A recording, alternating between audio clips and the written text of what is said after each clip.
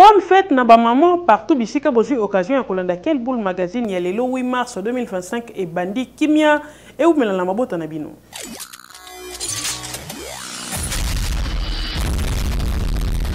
Na ordonnance o etangamaki lobby na chaîne nationale boyebaki mokonzi mboka auti bongo konomé quelques membres ya cabinet na yebolanda ba détail na commentaire oyo.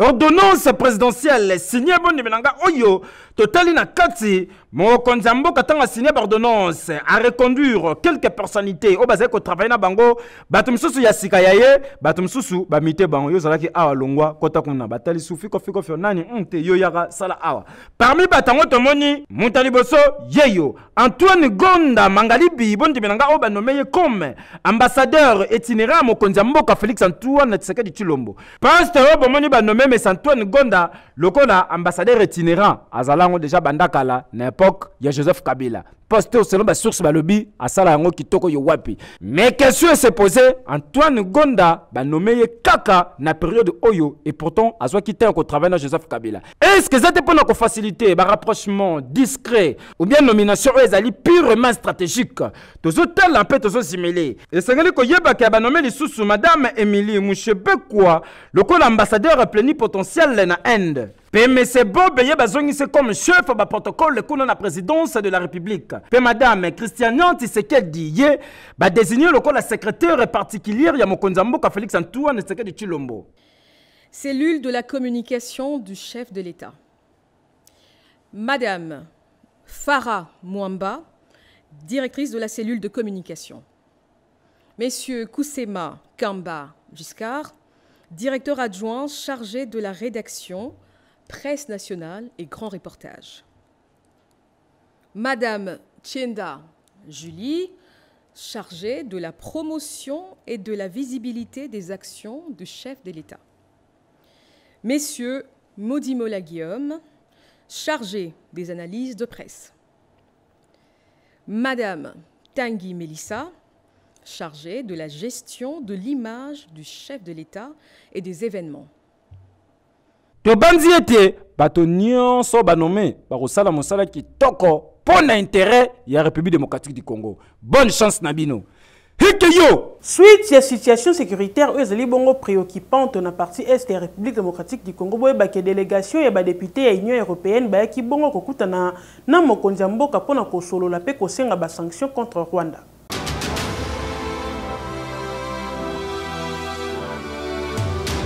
Mokonzi mboka Félix Antoine Tshisekedi Tshilombo boni belanga ki accordé audience awa na cité ya Union africaine.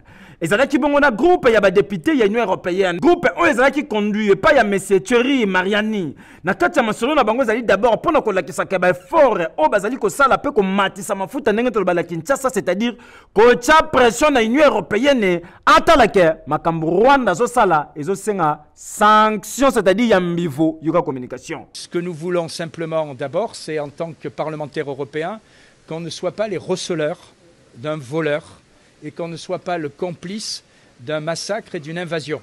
Voilà. Et deuxièmement, on a essayé aussi de trouver une solution qui pourrait permettre d'éclaircir tout ça. C'est ce qu'on a un peu présenté au président, à savoir une solution technique qui permettrait d'assurer la traçabilité des minéraux et qui ferait en sorte que, bien, on saurait clairement qui est le vrai propriétaire. L'Union européenne qui décide applique les décisions du Parlement européen. Il y a eu une première réunion du Conseil et des pays européens où ils ont repoussé, puisqu'il y a eu visiblement, c'est pas très clair, une opposition, un veto, enfin bref, le Luxembourg n'a pas voté pour.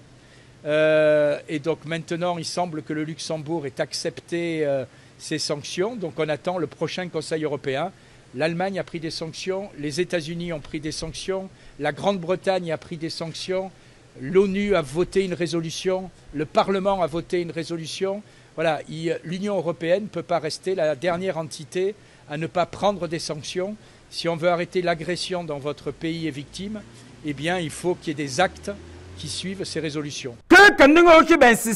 Il faut l'Union européenne appliquer bongo la résolution nyonso bazwa pour na ko sanctionner Rwanda. Boyende zalaka sur le plan diplomatique et la kisiki République démocratique du Congo ezotambola kitoko yo wapi. Hekeyo Congolais pe Congolaises oyeba que partout aux alliés dans le monde okoki ko sala ba recherche gouvernement congolais etie bongo 5 millions de dollars américains pour na mutu nyonso oyo kokanga nanga.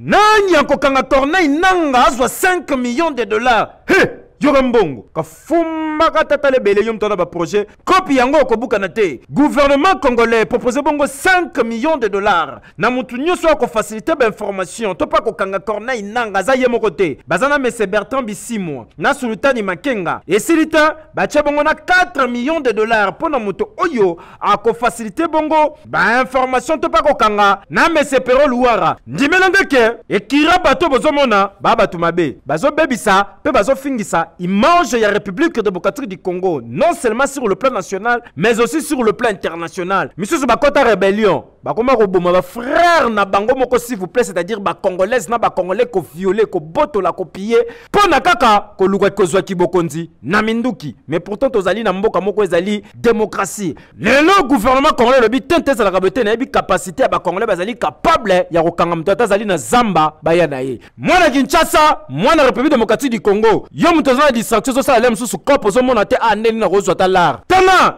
betaka chita sima. Et puis bato bateka Osama Ben Laden. Azaki l'homme le plus recherché du monde. Mais ba pesa ki information bakanga ki. Na mo pena Kadhafi. Bato ba pesa ki information bakanga ki. Kopi yango ko buka na te. Yora somme 5 millions de dollars. Côté msusu 4 millions de dollars. Donc zongara mboka. Pour République démocratique du Congo, ils appellent be kolwe bele. Ba seri muku to banda yoka be kolo msu na Congo. Elimwisa kabatu. Oka pena chafona limisao. Kasi kopi yango. Limwisa Corneille nanga kotaza na zamba. Ubimisa atana ki kroso. Kuna na kimbatseke na selimbau na bumbu atasoki wa pour bimse na bandal. Atana limete. Kangie pena ba yene ebwe. Aujourd'hui 5 millions. Famille bongi. Kobuka na te. Tika baje des arts concentré la reza a. Oyoki toli. Baza batu mabe. Hekeyo. Mokonzi mboka président qui 34e réunion et conseil des ministres et les kakindenge nini bolanda.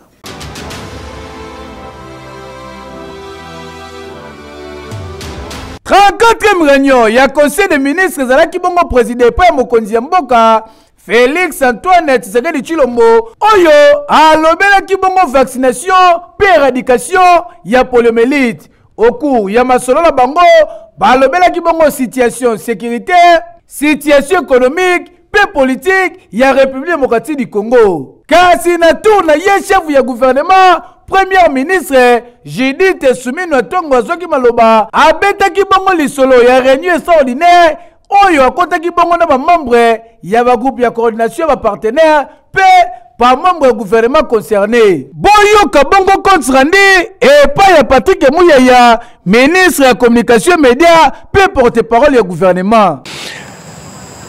Dans la suite de la communication du président de la République, la première ministre chef du gouvernement est revenue sur la réunion extraordinaire qu'elle a eue avec les membres du groupe de coordination de partenaires et ambassadeurs ainsi que le membre de l'équipe gouvernementale concernée. À la suite des rencontres qu'elle a précédemment eues avec Mme Bintou Keïta, représentante spéciale du secrétaire général des Nations Unies, et de son adjoint Bruno Le Marquis, coordonnateur des opérations humanitaires. Les buts ultimes étaient de celui de se pencher sur les problématiques de mobilisation des financements additionnels au regard des enjeux de l'Est de la RDC, de la crise sécuritaire et humanitaire, ainsi que des ajustements quant à ceux. Cette réunion extraordinaire tenue le 4 mars 2005 a permis entre autres d'évoquer les questions liées à la politique d'accès aux territoires sous occupation pour la continuité ou non des programmes de développement en cours d'exécution, la mise en place des mécanismes de dialogue sur les questions naissantes, notamment celle des réductions des délais de développement avec la suspension des programmes financés par l'USAID, la réorientation active de l'approche Nexus pour des solutions durables, la libre circulation des acteurs humanitaires et les développements en vue de la mise en place des couloirs humanitaires. Les vice-premiers ministres de l'Intérieur, celui du plan de la coordination des aides de développement, celui des finances, des droits humains ainsi que celle des affaires sociales ont fait partie de l'équipe gouvernementale qui a pris part à ces assises. À chaque point soulevé, des pistes, des solutions ont été évoquées. Hekeyo Oui. Si mais kokutana na ba différents dirigeants africains, pasteur Eric Senga ya ECC a expliqué na micro et quel boule mag démarche na bango.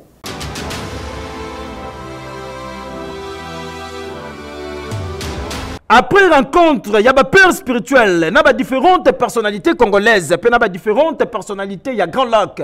Bon, il y a un souci, il y a un tambola pour trouver kimia kota awa na RDC. Suite, il y a crise, il y a des démarches bozo sala, et ça malamu. Le lot ozali ko le pasteur Eric Senga, bon di menanga ke ozali parmi les pères spirituels bazali engagé na kati ya processus oyo. A préciser que ko tambola na bango côté bakendo kutana mutasuka bakutene ezala Yoweri Museveni maloba ya Yoweri Museveni etalise pena lobi soki koyeba Museveni yebisi bangoni soki koyeba bobandaki banda kala mais place mboke komi lelo na crise komi lelo elinge komate abetel bango histoire politique obabenga ipoko yoka communication comme le pays hôte du processus de Nairobi mais en même temps comme le président de l'EAC. Tous les chefs d'État qu'on a rencontrés, les tout derniers, le président Museveni qui a pris tous les soins de nous rappeler l'histoire du pays et c'était très intéressant, mais ils en viennent tous à une conclusion. Ça peut vous surprendre. Il dit ceci: si cette initiative avait été prise avant, vous auriez pu éviter à votre pays beaucoup de désastres. Dossier yo, tozo tala, pe tozo simele po niveau basango ba okendele. Ti tolo to lamuki boy bako kutana Donald Trump. Deux fois t'es avec basango. Bango so ba bisi bangara, muto na pas mabe. Bakei. Bonne chance. Il suffit mboke retrouver Kimia. Pensez-vous vraiment que nous pouvons sortir de Kinshasa? On va rencontrer tous ces présidents et le président ici à Kinshasa n'en est pas informé. Non. Hekeyo. Mbutu mbute koti na ngambo basala nzambe ko kamwa. Démarche oyo Senko zali ko sala elongo na ECC ya kokutana na ba différents présidents africains na cadre justement ya koluka kimia ezonga na partie est ya RDC nzoka pasteur Kankenza alobi démarche oyo Senko zali ko sala ezali pona président oyo koya après Faci Kokamwa.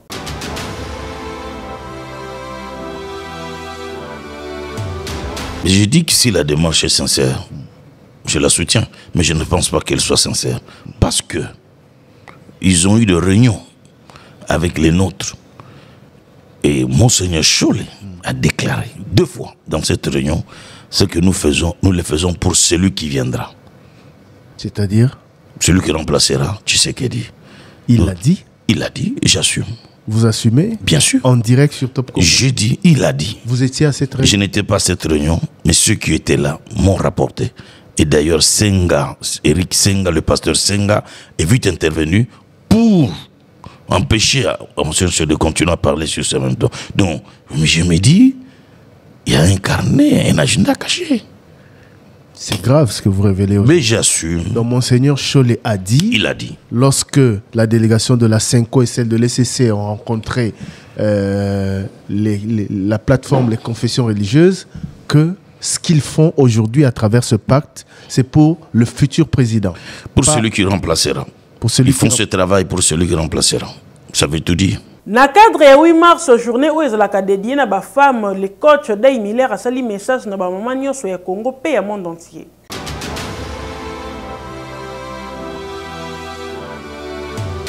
Aujourd'hui, samedi 8 mars, nous célébrons la journée internationale des droits des femmes.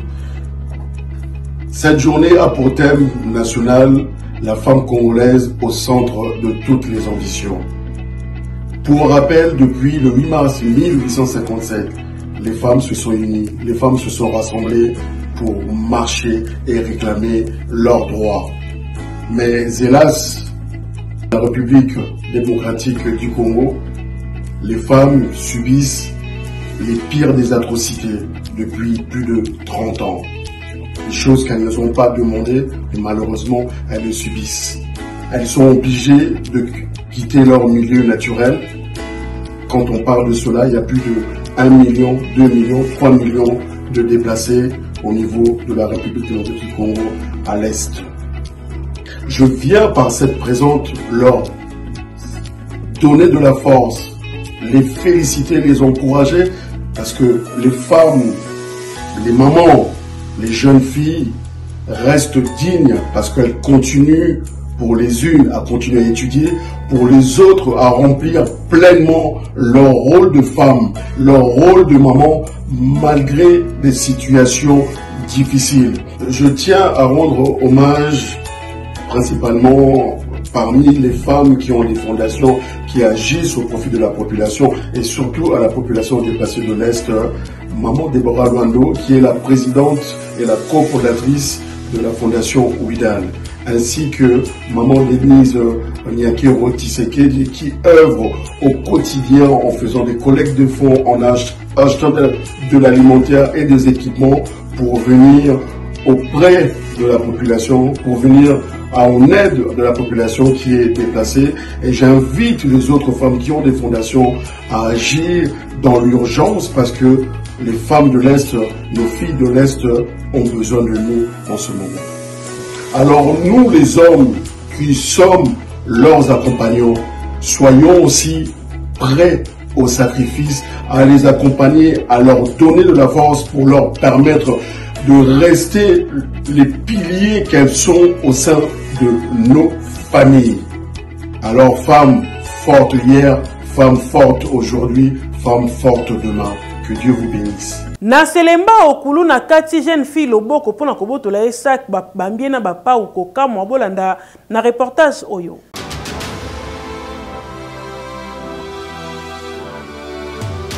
Niveau insécurité zo matana ville Kinshasa na ebisa yo ba quartier mususu ba tambola kanalo yengete oko tangulungulu okolela ebele neti awa na quartier Kalunga toza bongo na commune ya Selembao mama obozali komona na bapota na nzoto boye aye komitika na la police pona somo auti bongo kozala menacer epai ya bakuluna na moi makasi s'il vous plaît kasi kokamwa mutu amenacer ye bayebani très bien na moi makasi kaka ndenge zalaka mama zokende wenze abimi na koya ya avenue akutani na 4 kuluna mbala moko menace bandi posa e bakuluna wana ezalaki babotola mama sak na ye ezalaki na mbongo mama zoganga kasi mutakoya au secours azate na moi makasi s'il vous plaît bakuluna bazalaki na pau na maboko nde babeti yango na nzoto kaka ndenge bozali komona bisika mususu azoki bisika mususu etiki batrace ya rouge nde aye awa na la police pona ko déposer plainte na ye baokanga bango bazoyoka te bazo continuer kama muna bango tande tinga mwana mwasi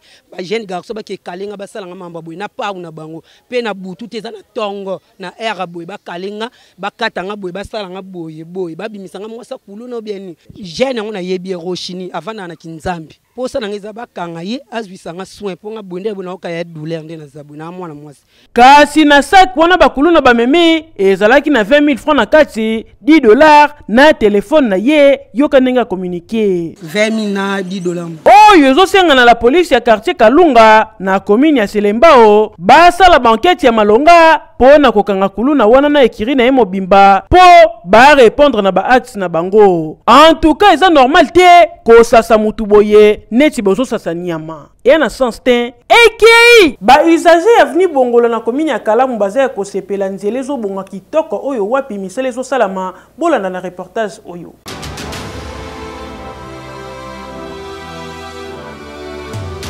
Mikoleleki bandeko bawewa ba chauffeur oyo babulaka avenue Bongolo okeiti 7e rue okeiti station Bongolo babane komona oyo bango bwale parce que nzele zalaki ya kobuka na robeba makasi côté arrêt western soko komi pembe na université Kimbangiste lelo yo tala situation ya nzela ndenge komi kitoko yo wapi mafuto yo wapi elengi même pona ko rouler donc transon et bandaki ko déranger yango yo moni grâce à gouvernement provincial et betami en béton ndenge bozali komona côté mususu mabula mike zalaki asphaltage betami kita mata donc bandeko bazoleka wa kaka ndenge moni vitesse azongi pe boye azo rouler kitoko po kolela na bango bakonzi bayoki yango pe ba trouver solution boyende ezalaka population baleli basengi mbangu solution ezwami oyo ezala pe de même pour na banzela mususu o ezali déjà ko buka neza état délabrement avancé ko luka solution po soki banzela pesa bien même embouteillage le na ville province à Kinshasa écodoser l'une des réseaux ali kambo banzela mais le lo avenue Bongolo e betami bandeko basepeli circulation ezongi normal kaka ndenge bozali komona boinde zalaka Keyo. Oui. Ba maman to pe ba jeune fille ko tambola mutu solo te salela ba produit ya Crislo Papotayo, Vestiline, pomade pe huile Bodylix eza wana pona bino.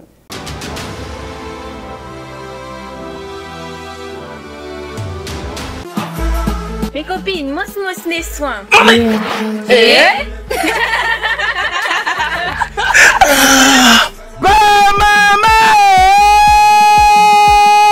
C'est que les bonnes kokwisa papa mayanga ezali bongo ba produit ya Crislo Papotayo lokola Vestiline pomade oyo ezali adapté pona basuki nyonso ezala suki naturel ezala suki ezali défrisé surtout esilisaka bongo solo na mutu soki mutu na yo elumbaka solo ya binsampala basangisa na bimpuka tika na yebisa yo Vestiline pomade ezali kosilisa yango ebongo scala huile na baparfum na yango nyonso mpo na kongengisa kabelo ata kabelo na yo ekomaki bipika bazali mpe na Bodylix mpo na bameshe na baplante synthétique bokanisi esili te glycéline Bodylix ezali kotia nzoto sembe esilisaka na mabiata na makolo baproduit ya Crislo Papotayo okozwa yango na Kinshasa na Shine Kin na Bokassa to pe na Avenue du Commerce to pe okoki kobenga bango na plus 243 99 21 29 117 to pe na 97 055 52 98 oza mobimba. Ah ba produit nyonso ya Crislo Papotayo kweyisa papa mayanga ekeyo. Oui. Nzambe na ngai basi bonzenga. Ndeko mwasi na kombo ya Nzuzi asengi lisungi po depuis basala ya opération balokaliza Muchopo libanda asala kasalite na sachet asengi lisungi na bato nyonso mitema mawa po alingi aleka na 3e opération.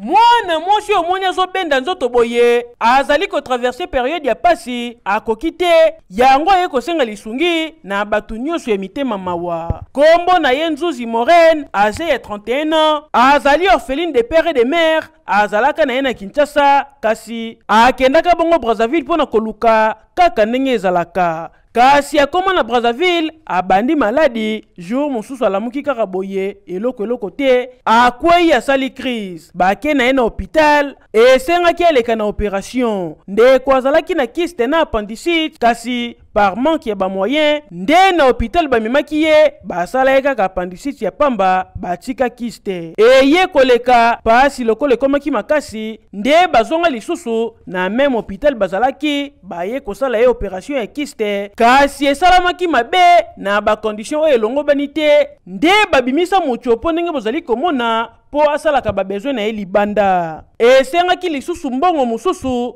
po basala ye 3e opération bazongisa Muchopo na kati ya libumu de façon ke a récupérer santé na ye ndenge azalaki kovivre avant kasi lokola bamoyen monanaki nanu te pasi eleki nde ayaki awa na Kinshasa azovanda na DGC na komine Ngaliema epai ya grande sœur na ye ndenge kaka komoni ye boye tongo soki etani azwi bakisi oyo bozali komona abimisi nyonso na sak atie likolo ya mesa amisalaka pansement ye moko s'il vous plaît sima amitie sachet atie scotch journée mobimba ekolekela ye kaka na sachet oyo ozali komona en cas ya grand besoin asali mbala moko depuis ndeko Nzuzi akoma na eta oyo inane yango oyo azolekisa yango kaka boye na Muchopo libanda azobanga Muchopo na ezwa infection yango asengi na batu nyonso ya mitema mawa bayeba kosunga ye po azala opéré pour la 3e fois yoka ndenge communiqué nabelaki makasi appendicite na kyste famille mbongo ezalaki te mwa moke oyo emonanaki nde bamemaki nga na hôpital nakweyaki hôpital tokendaki mutu asalaki ngo opération asalaki mabe ayobimisanga Muchopo libanda siko na kozongisa ekomi ba complication yango na ye kosenga lisumi na bino bato ya mitema malamu bosunga ngai. En tout cas bato ya mitema mawa mabele malamu ya kolona yango yo kanisa ndeko na yo aleka na operation po azonga ndenge azalaki liboso kotika ye boye ezosunga mpenza te. Okay, c'est possible ya ko réaliser ba rêve na yo grâce ya winner loto beta na 500 francs ya pamba.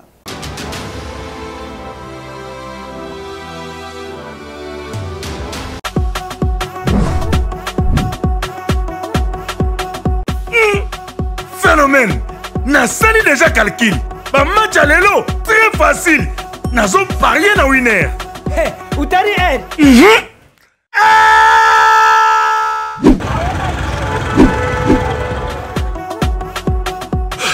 Okimi mambanga bamba. Pourquoi la journée? Winner.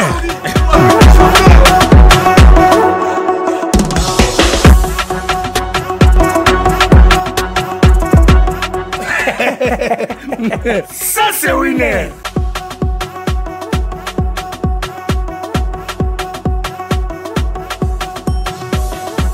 À jouer sur tous nos points de vente et mobiles en composant star 404 OK.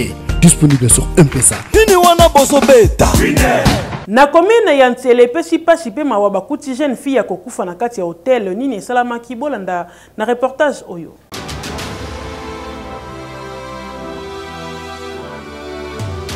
Population ya bafandaka na commune ya Ntsele na quartier Bibwa balamuki na tongo na sango ya pasi ya kosakana te denge bozali komona bango batelemi boye awa tozali bongo na Avenue Bonheur na Hotel Barbecue esika mwana mwasi moko kufi na kati pasi na mawa selon information toujours sur place mwana mwasi oyo bayaki na mobali na ye pour la séjour ya 3 jours tangu bakomi boye jour liboso balali bien.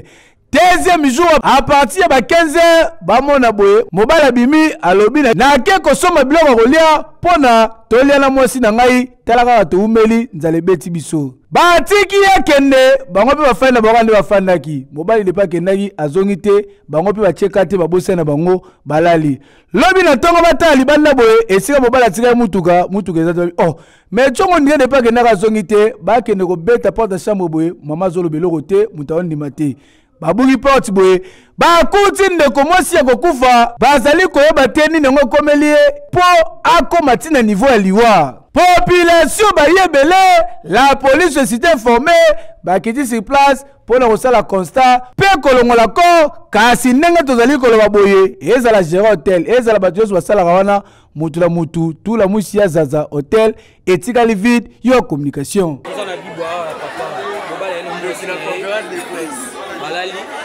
Bisuite mobala sengi nzela kwa kusoma maya kena bo akena libela baya batala bo mwasi adai mbe na kati kuna mobala sata kimi bakanyi batnos basala en tout cas ezali interpellation na bandeko basi tango zali ko kendo tel na mobali esengelo yeba ye malamu po eloko ekozeli wandeko oyo ezali koyebana te meti sikoyo batu mingi bazo suspecter mobali po akendaki azongi te baye kokuta mwasi ya kokufa kasi ya pasi pe mwazali ke nakaye esika mwasi akomisaki kombo apesaki na ye kombo oyo eza ya ye te akosaki kombo baluki kombo wana na bibo momimba bazoyeba ye te kasi na ngambo bakolo hotel esengeli bozalaka vigilant soki bato baye et surtout mpo na séjour bolandelaka bango na ndenge esengeli avant mobala bima il faut botala mwasi aza na bomoi apermettre mobala bima mwasi pe ndenge moko soki alinga bima il faut ozongaka toujours vérifier na chambre botali soki mobala aza na bomoi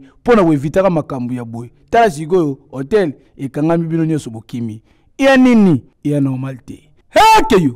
Oui! Oliaka bude na nzela oyebaka te basalaka yango wapi nzoka bato mitema mabe bakoma kosala bude na bambwana banyau lelo la police etie maboko na ekiri ya ba jeune garçon bozali komona basalaka bongo bude à l'aide ya nyau kokamwa.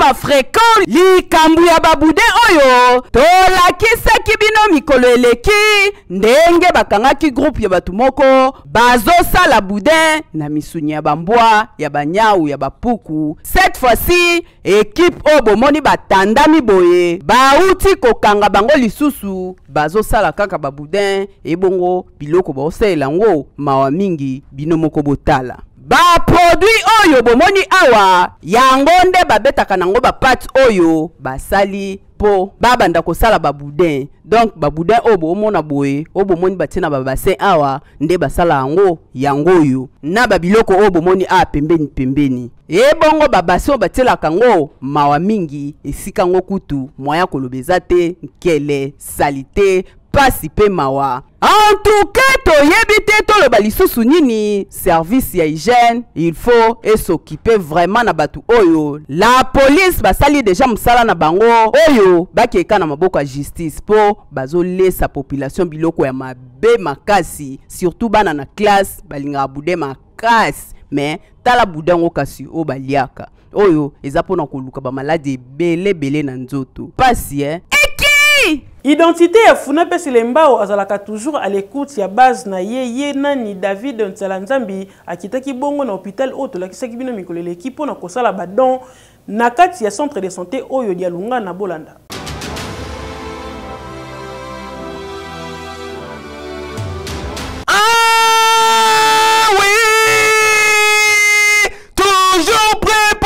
Bien-être ya population ya district ya Funa yenani identité ya bana Funa personnalité de bienfaisance David Talanzambi bakiselaka ye président ya les amis de David aussitôt azongi na mboka mbala moko na district ya Funa na Selembao Natal esika ayaki bongo kosala geste de cœur awa na quartier Inga na avenue Kisantu na centre de santé de Lungana esika bazalaka bongo na problème ya bakisi ya ndenge na ndenge botala bino moko ba malade bazwi espoir ya kozwa kisi pe ya kozwa mwa eloko na bienfaiteur oyo zali bongo identité ya bana Selembao Ntsalanzambi David grâce ya ba partenaire na ye lokola ONG Mavimpi